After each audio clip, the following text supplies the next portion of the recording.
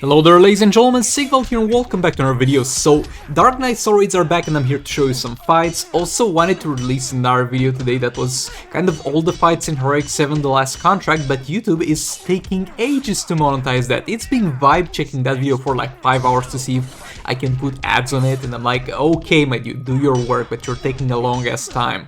So here, first up, I've been using Batman the Drowned to quite a decent extent lately, and it's performing amazingly.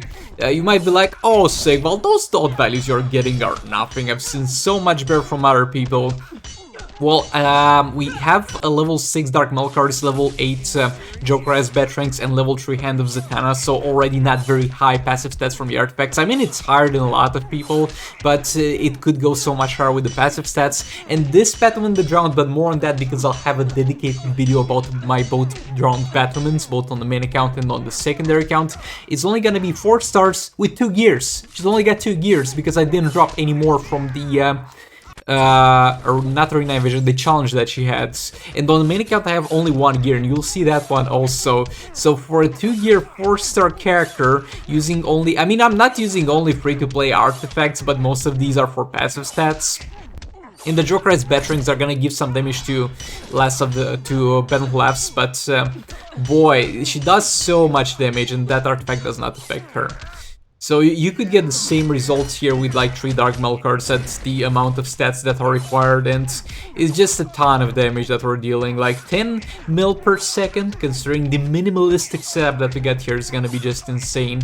And we have John Stewart Green Lantern to increase the hazard dot damage that we deal, which is gonna be the underwater type of deal. And boy, I hope she remains like this, because on release I was meh about her. I played her a bit more and then I started to despise her because she was simply unplayable because of the hazard making the enemy jump. But now we're getting tons of damage and the enemies now are no longer spamming the jump attack. To be fair though, after the update they also did something to fix her basic attack hit so that they don't do infinite combo by default. I'm like, okay, that's fine, that's understandable, but at the same time, they feel like total garbage. They feel like Kim Sakoman if he had stage 3 cancer and could barely move for one last fight. Like, bro, this is not okay. This is not okay. The basic attack hits, I don't like them.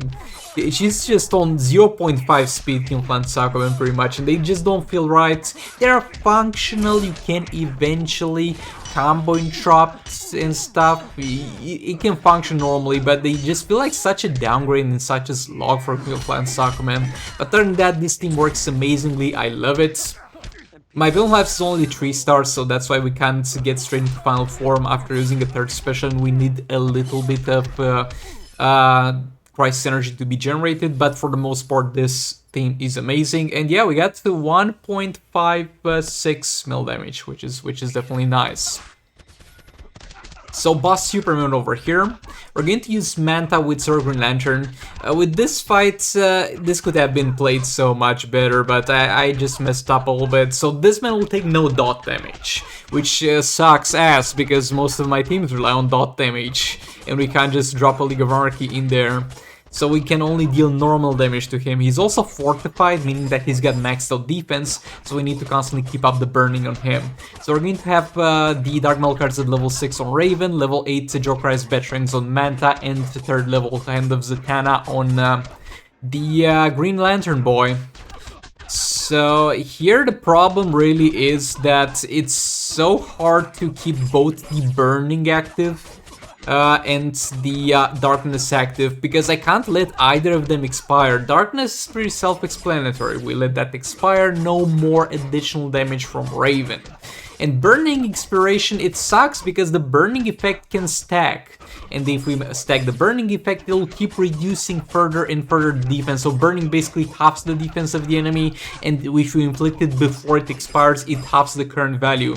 So you're going to take the enemy from, let's say, 60% defense to 30% defense, and if you burn him again before that expires, you're going to burn him all the way to 15 defense, and he just hops like this if you don't let it expire. But I was unable to find the proper combo for that to happen soon enough, and I kind of figured it out towards the end, so that sucked. And that's gonna be a painful 445 mil to deal, because we don't have dot damage, and the percentage shell damage ain't gonna do much at that amount of health. But I guess we can just drop Batman Ninja Team with Dark Melkarts or with Jokerized Batarangs. I'll see how that goes. Here we have Boss Flash. So every single time after a Soul Rate switches, I'm gonna be clueless about how much damage my teams can do, because I have different amounts of passive stats. And in the last contract, even though I was not getting passive stats from the Dark Melkarts, I had so many more passive stats for this team, because we had a level 10 God Killer and a level 6 God Killer, so that was insane amounts of passive stats from artifacts. Here we have far less, so I was kind of benchmarking the League of Anarchy team to see if they can still do 2 billion damage to one full health target, and if they can't do it here, they can't do it anywhere, because here are also into a class advantage, and the class advantage is gonna be a little bit more meaningful for League of Anarchy, because they take double benefit from it, from the normal damage and then from the dot damage.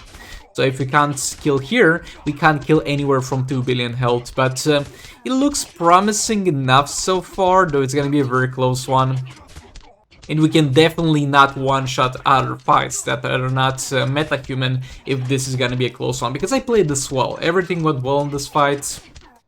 And yeah, it's gonna be a very close one. I mean, not very close one, but a close enough one. 5 seconds left, we managed to one-shot, but boy, that was not an easy one. Now, on the secondary count, we're going to downgrade a bit. We have a 4-star Raven over here with no gears. We're going to have level 4 Dark Melkarts on Batman the Drowned, level 2 Dark Melkarts on John Stewart Green Lantern, and Norris Noggleb at level 3 on Raven, because I simply did not have a third Dark Melkart to equip on Raven. I'm gonna be sure to save one after I finish tier 5 again, but for now we don't have much passive stats here, and this Batman the Drowned is gonna be only 3 stars compared to the one on the main account, and she's gonna have only one piece of gear, which is gonna be full of crit damage. So it's to the point where she almost has no crit, because there was simply no room for me to put the crit. She's got crit damage,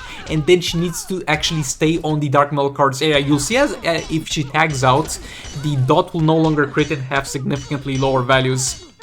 So over here we have minimal artifacts, all free-to-play artifacts, minimal star rating, and minimal Raven, because she's only 4 stars. And we're dealing so much damage with so little investment. And usually when you get situations like this with high damage with little investment, it's because of percentage health damage. And this is not gonna be that. This is simply gonna be raw damage. This is the raw damage that she's doing at the moment. Not being dependent on the enemy's amount of health or anything like that, and it's a huge amount of damage for this resources that I'm allocating towards her. But again, a more in-depth video onto that, because I got some crazy fights with this team to show you that I've been recording in the last contract. And I mean, the last contract passed, I've been kind of lazy, should have released that video sooner, but it doesn't matter. It's gonna be a pretty good content regardless. Super Move increased our damage by a fair bit, because it increases the damage that Dark Melt teammates do in general, in addition to increasing her damage like a normal Super Move. And yeah, this is gonna be a pretty easy one. So we need to tag in Raven to reset Darkness. The Crisis generation is honestly kind of slow on her. And Labs generates it so much faster, so that's one of the reasons you might want to have him in the team. And I messed up over here. My bad. I don't remember really. Actually, I don't know, because I've never built this character fully. Because I did not buy her gears, and I had to wait for challenge. They didn't drop from challenge. I mean, not all of them. We only have one on this account. So I don't know if fast attack chance will make her generate Christ energy faster. If it will doubly apply the on hit effect, so make sure to let me know about that in the comments. Yeah, that's about it for Black Canary.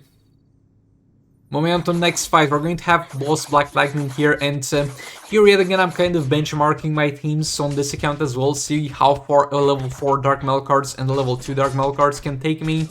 And yeah, I should not have tagged in here necessarily, because this was a little bit of a waste of time, because this man prolongs tagging, but we're going to pin him to the corner, special 2 in there. He takes reduced dot damage, so our special 2 will do a little bit less dot damage to him, but that is not too important, because we're gonna only do that to stack lethal attack damage faster. We get him in the corner, and we have the Dark Metal cards area beneath him, so from this point on, he's used his super move, I've used my super move. There is nothing that can save his ass from Eternal Pounding, because I'm not gonna fail the combo interruption, hopefully. If I fail it, it'll be bad. Imagine if he uses special 2 and starts spamming that. There goes 30 seconds of my fight, guys. And look, this man is not a hard boss. This is a pretty chill boss, unless you have the atrocious idea of making this a chaos tagging fight, like they did in another Soul Raid that we all know. Boss Black Lightning is a pretty chill dude. Look, we have no trouble fighting him, just because of that one modifier not existing. But yeah, nevertheless, I was not necessarily expecting, but entertaining the possibility that this might be a one-shot, but nah, bro. On the other Soul Raids, we had a level 4 God Killer and another level 4 God Killer for passive stats, so it was slightly more passive stats, and it really shows. Because we were not anywhere close to killing that man. That's okay, the Just League team's got our back. We're gonna have Just League Flash here with Cyborg because of their synergy, and we're gonna have also Silver Brainy here in order to get us more damage on basic attack hits, because boy do we love basic attack hits with the Just League team. I have super move, gonna match his super move with my own and tag Cyborg in for some pushback here. Cyborg is so much better at pushing enemies to the corner than Flash is, because he's got a far longer reach swipe right, and the swipe right of his has so much more push power. And we get him yet again in the corner, and then unless I fail it, there's nothing that this man can do. He's gonna get bullied until he dies, because that's what usually happens on Injustice 2 mobile gaming. But yeah, it's gonna be over in a few seconds, so thanks so much for watching. Let me know how you're doing, how you're feeling, how you're doing in the last contract, where you're at, and yeah. All being said, I'll hopefully see you all in the next one. Goodbye, like the video if you liked it, subscribe, bye! This is the future.